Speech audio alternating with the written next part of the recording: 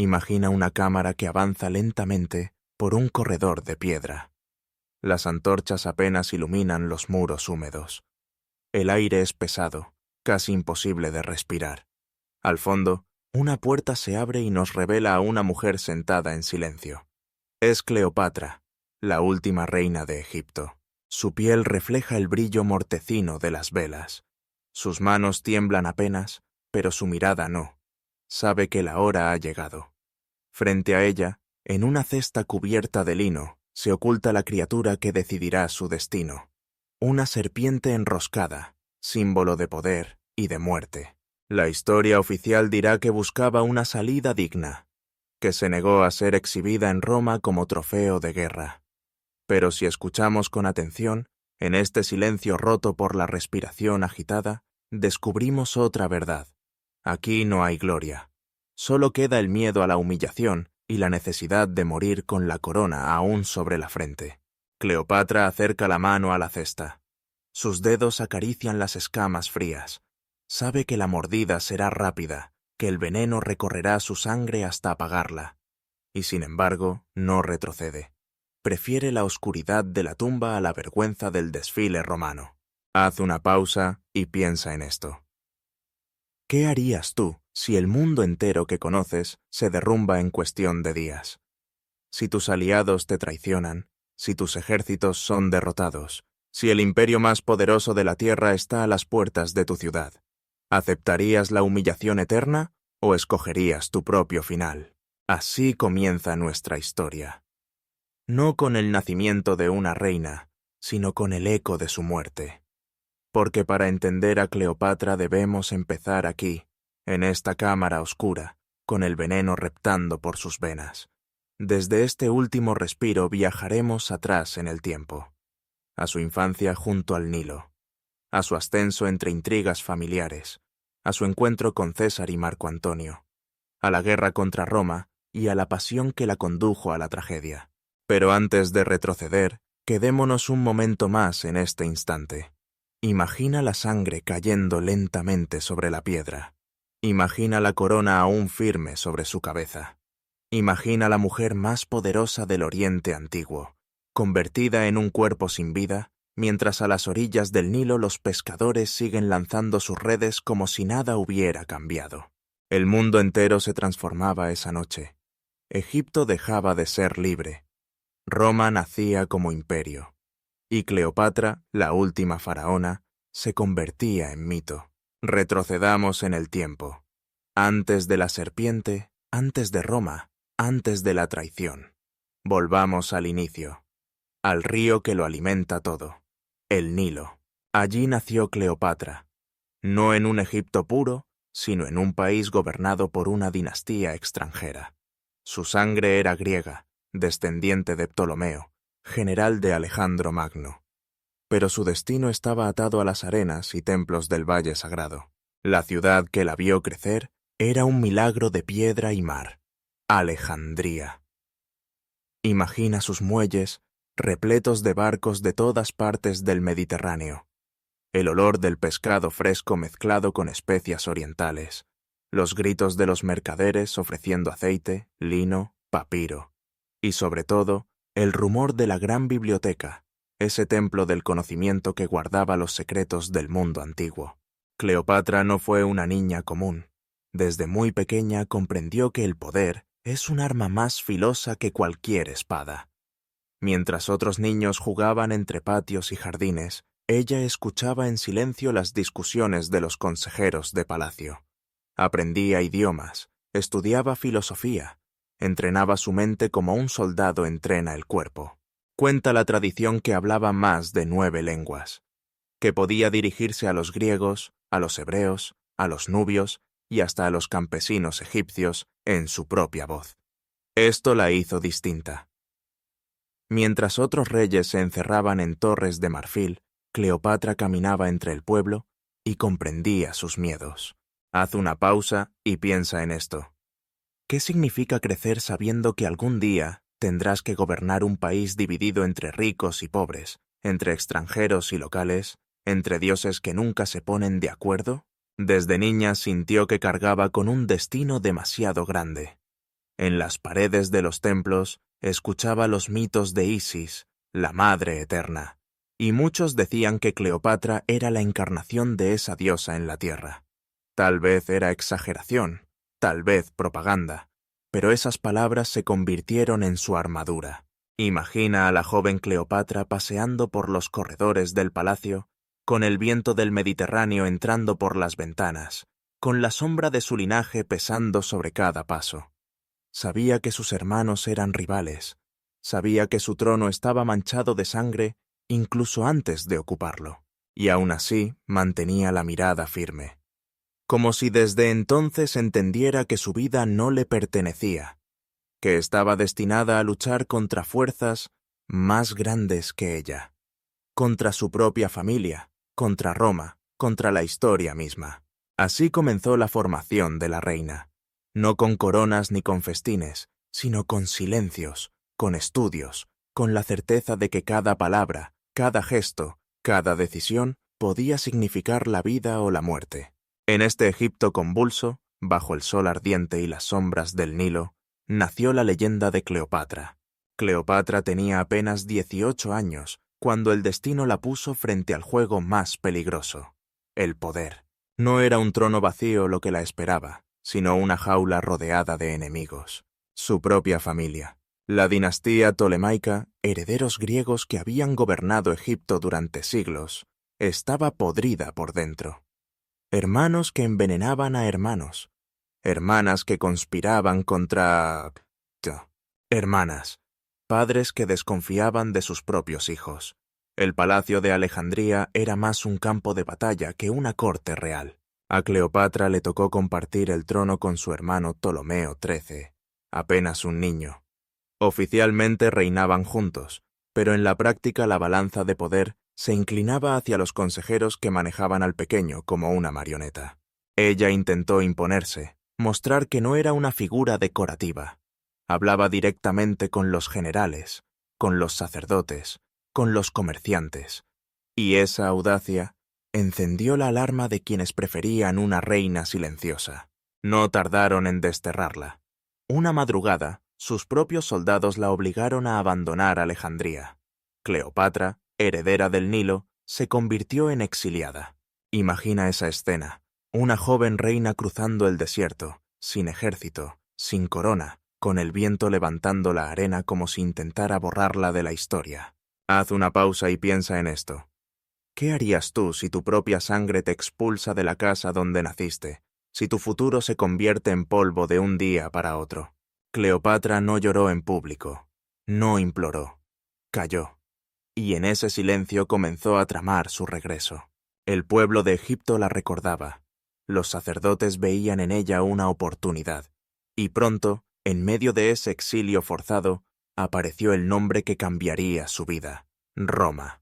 El Senado romano ya miraba hacia el Nilo con codicia. El grano de Egipto era vital para alimentar a las masas de Italia.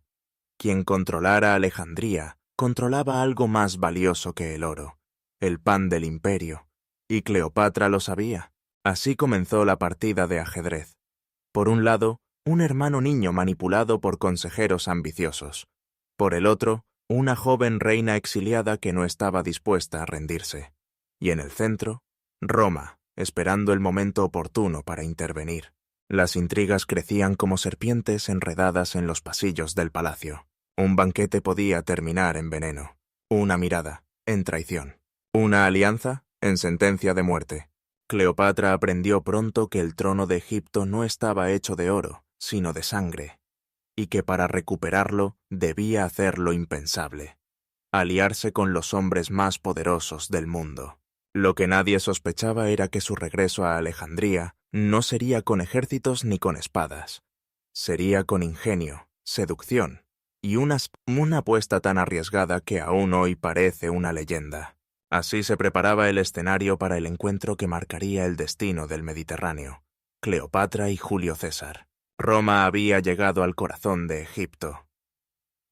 Sus legiones acampaban cerca de Alejandría, y en medio de aquel caos, Julio César, el hombre más poderoso del mundo occidental, puso un pie en el palacio de los faraones. Cleopatra, aún en el exilio, entendió que esta era su última oportunidad. O conquistaba la mente de César, o desaparecía para siempre. La historia cuenta que se hizo llevar hasta sus aposentos envuelta en una alfombra. Imagina la escena. Los sirvientes desenrollan aquel tapiz frente al romano, y de entre las telas surge la joven reina. No solo aparece una mujer, surge un símbolo, belleza, inteligencia y audacia convertidas en un solo cuerpo. Haz una pausa y piensa en lo que significaba ese gesto. No era simple seducción, era un desafío. Cleopatra estaba diciendo a César: «No me escondo. Me presento ante ti con la vida en mis manos. Si quieres matarme, hazlo ahora.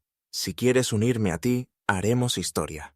Julio César, veterano de 1000 batallas, quedó fascinado, no solo por su apariencia, sino por su visión. Cleopatra no pedía caridad, ofrecía una alianza. Roma necesitaba el grano de Egipto. Egipto necesitaba la fuerza de Roma.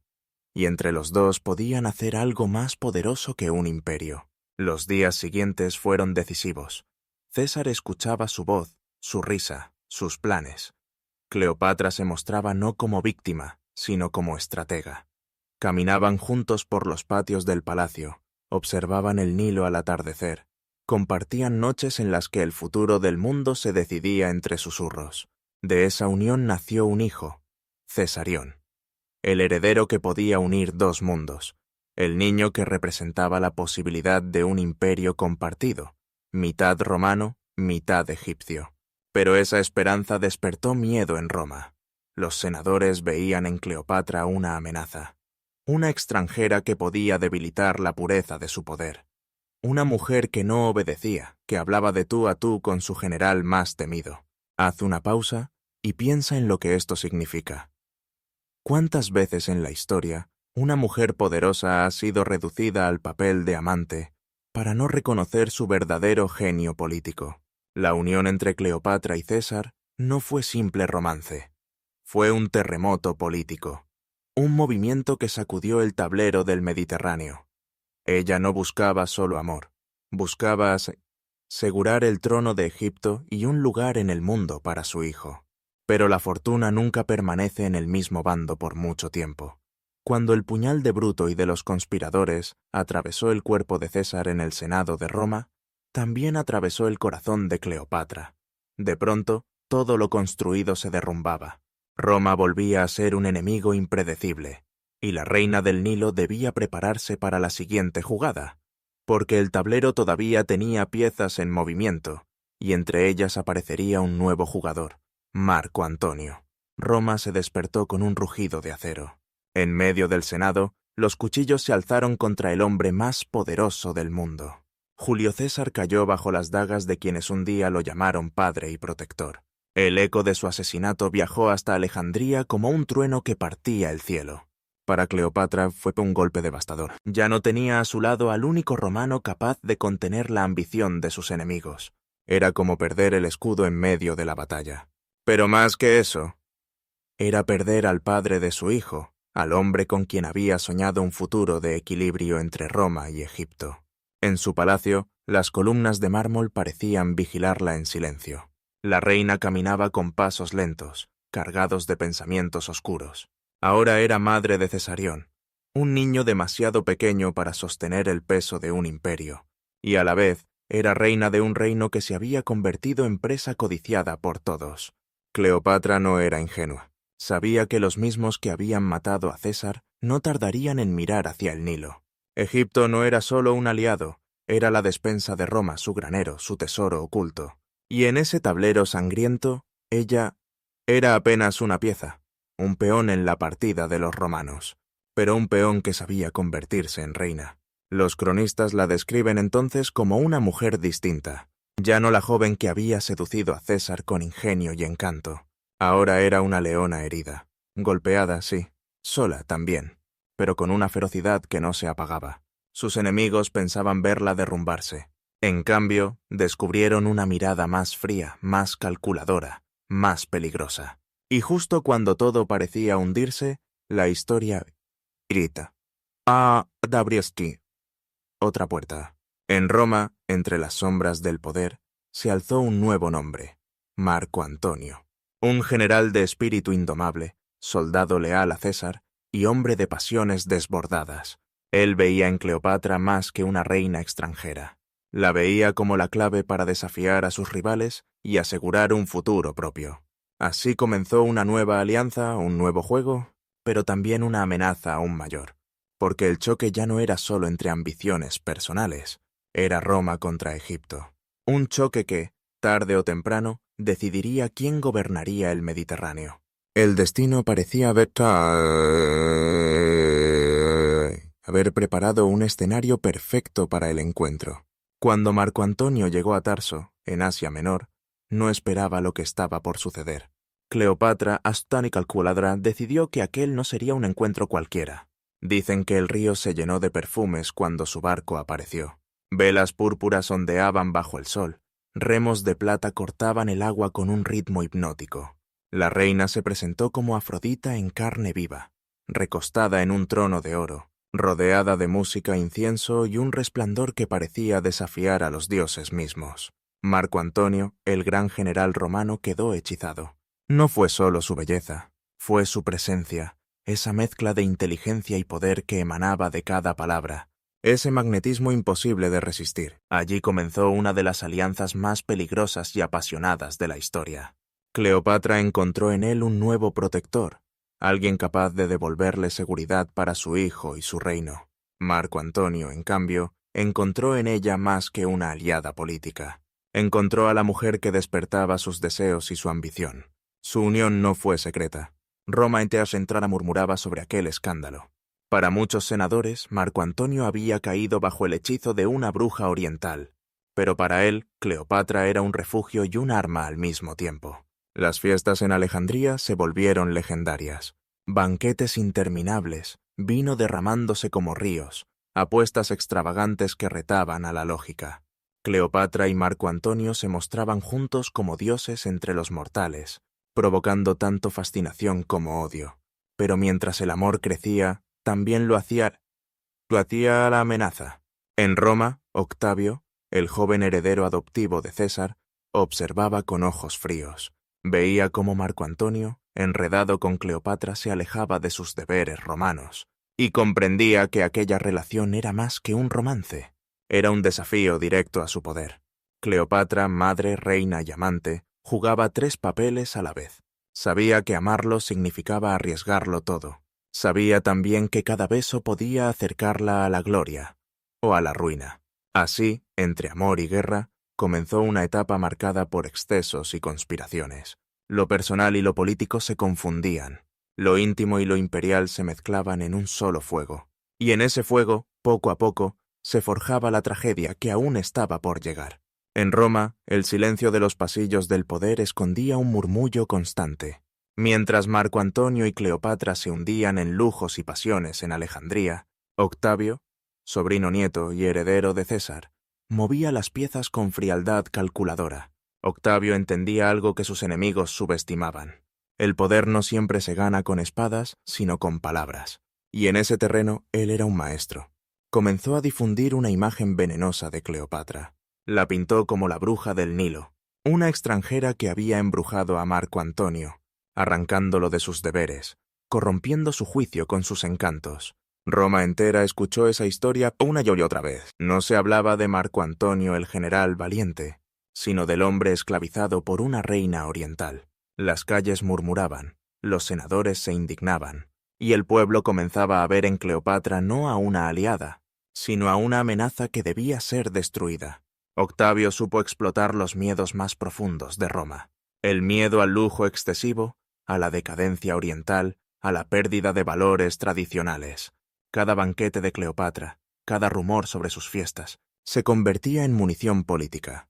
Y mientras tanto Marco Antonio caía en la trampa, porque cuanto más se mostraba unido a Cleopatra, más confirmaba las acusaciones de su rival. Roma lo veía como un traidor en potencia, alguien dispuesto a entregar su alma, y quizá las legiones, a los pies de una reina extranjera.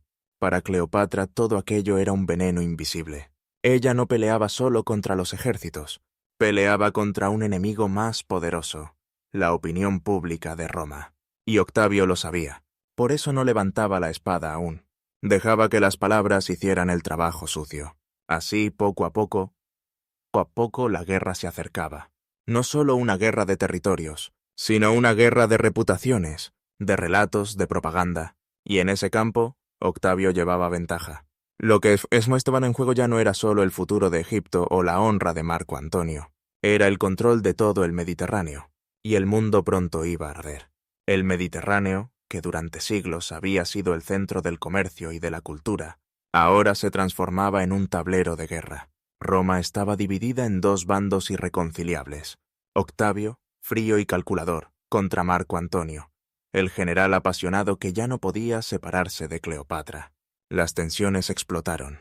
Octavio declaró públicamente que Antonio había traicionado a Roma, acusándolo de entregar poder y territorios a la reina egipcia. No era solo un conflicto personal, se trataba de decidir quién gobernaría el mundo conocido.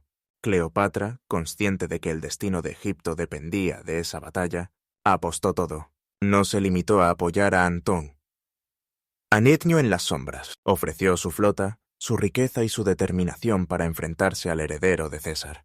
Era un riesgo enorme, pero para ella no había vuelta atrás. Los barcos comenzaron a concentrarse en el mar Jónico. Velas desplegadas, cascos de bronce brillando al sol, miles de hombres preparados para luchar hasta el final. El aire olía a sal, a sudor y a miedo contenido. Todos sabían que lo que estaba por suceder decidiría el futuro de continentes enteros. Marco Antonio y Cleopatra no solo formaban una pareja de amantes, ahora eran dos comandantes que unían fuerzas contra la maquinaria implacable de Octavio. Su amor se confundía con la estrategia, sus noches con planes de guerra, sus besos con juramentos de victoria. Pero Octavio, aunque más joven y menos experimentado en batalla, jugaba con ventaja. Tenía Reilly y en Resni, aldo del Senado, tenía la opinión pública a su favor, y sobre todo tenía paciencia.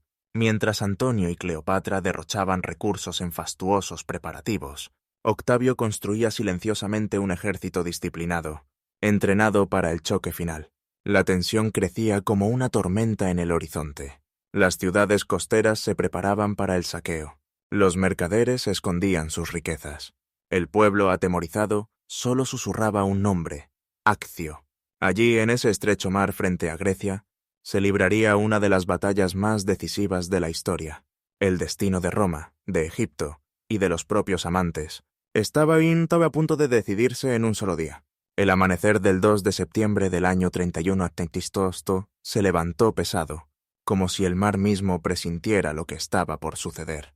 Frente a las costas de Grecia, en el estrecho de Accio, dos mundos se miraban cara a cara. De un lado, la flota de Marco Antonio y Cleopatra, centenares de barcos majestuosos, reforzados con torres de madera, listos para imponer su fuerza bruta. Del otro, Octavio con una armada más ligera, más ágil, dirigida por el brillante almirante Agripa. El viento soplaba, los estandartes ondeaban, y el silencio fue roto por el choque del primer ariete contra un casco enemigo.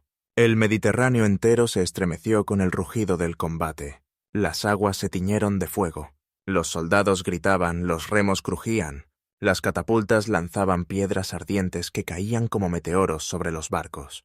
El olor a humo y sangre se mezclaba con el salitre del mar.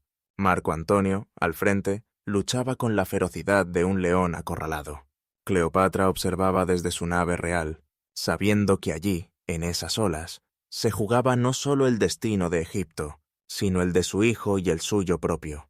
Durante horas el combate estuvo equilibrado. Los barcos más grandes de Antonio resistían. Las filas de Octavio cedían y volvían a cerrar, como si el mar mismo respirara en ciclos de destrucción. Pero entonces ocurrió lo inesperado. En medio de la confusión, Cleopatra dio la orden de retirar su flota. Hasta hoy los historiadores discuten por qué lo hizo. ¿Pánico? ¿Traición? ¿Una estrategia fallida? Lo cierto es que cuando las velas egipcias se alejaron, el corazón de Antonio se quebró. El general, viendo partir a la mujer que amaba, abandonó el combate y fue tras ella. Sin su comandante, las tropas se desmoronaron. La poderosa flota quedó a merced de Octavio. La batalla estaba perdida.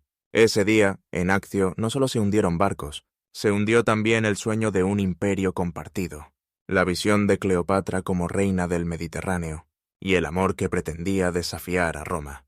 El mar quedó cubierto de restos, mástiles flotando como cruces de madera, cadáveres arrastrados por las olas. Y en ese cementerio líquido, Octavio aseguraba su victoria definitiva.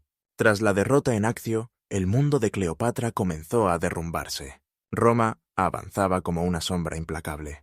Las legiones de Octavio conquistaban una ciudad tras otra, mientras Marco Antonio, desgastado por la derrota y la deshonra, se sumía en una espiral de desesperación. En Alejandría los muros del palacio ya no ofrecían seguridad. El lujo de antaño parecía un recuerdo lejano. Cleopatra, aún altiva, sabidisnia maneve que el fal se acercaba. No era solo una reina vencida, era una madre temerosa por el destino de su hijo Cesarión. Marco Antonio, quebrado en cuerpo y espíritu, no soportó la idea de perderlo todo. Rodeado de rumores, creyendo que Cleopatra lo había traicionado, se arrojó sobre su propia espada. Gravemente herido, fue llevado ante ella. En ese último encuentro, en brazos de la mujer que había marcado su vida, murió como un soldado que nunca dejó de amar. El golpe final llegó poco después. Octavio entró triunfante en Alejandría. El joven heredero de César miraba a Cleopatra no con pasión, sino con cálculo frío. Sabía que viva, la reina sería un trofeo en su desfile, pero Cleopatra no estaba dispuesta a ser exhibida como un botín.